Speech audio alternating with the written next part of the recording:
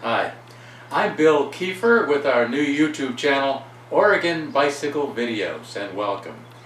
We're going to cover a lot about bicycles, the Greenway here in the Road Valley, and just have some fun with bicycles. Remember, just get on your bicycle and ride. Having now outlined the design of the wheels from bone shaker days to the present time, a task which was necessary to enable other items in the process of evolution to be clearly understood, we can return to the machine itself.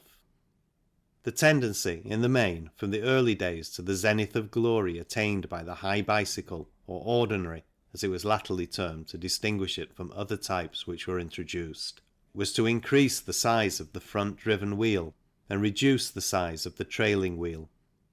In the earliest models of 1868 to 70, the driven wheel was always the larger, but gradually the diameters of the two wheels became estranged until a driven wheel of 60 inches was followed by a trailing wheel of 18 inches.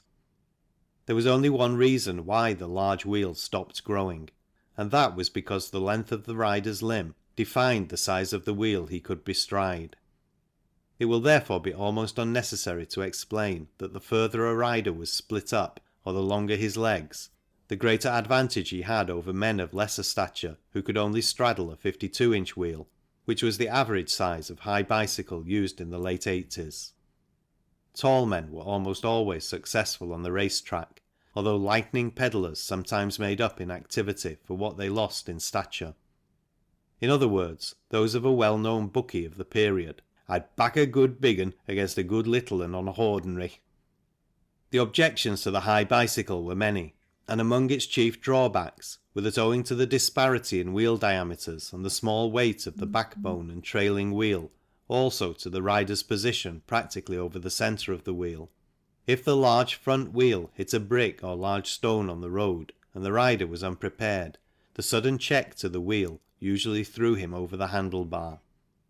For this reason the machine was regarded as dangerous, and however enthusiastic one may have been about the ordinary, and I was an enthusiastic rider of it once, there is no denying that it was only possible for comparatively young and athletic men, and if it had remained the only bicycle obtainable, the pastime and the utility of cycling would never have reached its present state of popularity.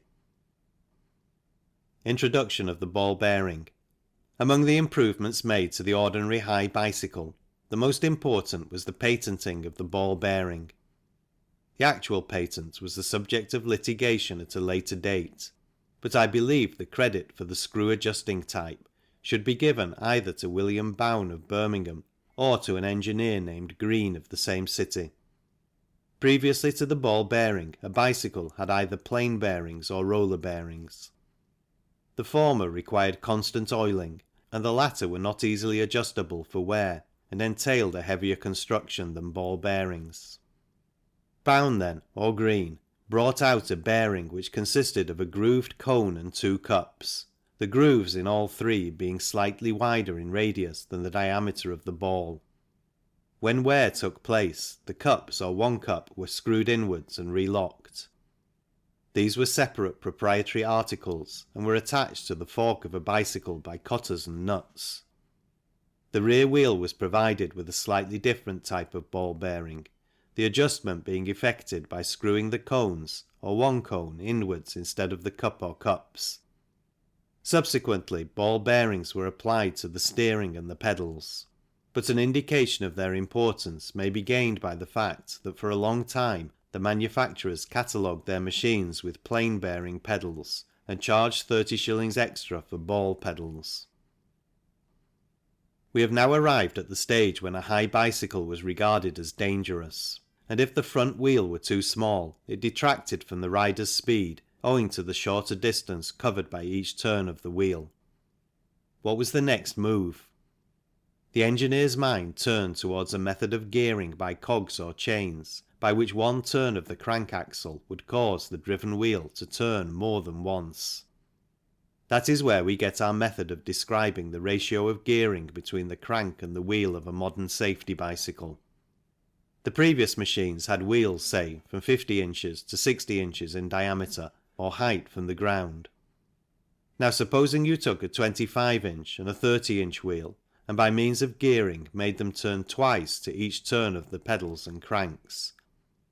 They would be equal to 50-inch and 60-inch wheels, without gearing. That is why we still speak of a bicycle with 28-inch wheel being geared up to, say, 56 inches, when it travels as far for one turn of the cranks as a wheel of 56 inches does in one revolution. Various devices were tried for rendering the high bicycle safer to ride, but none was commercially successful, except perhaps the Facile.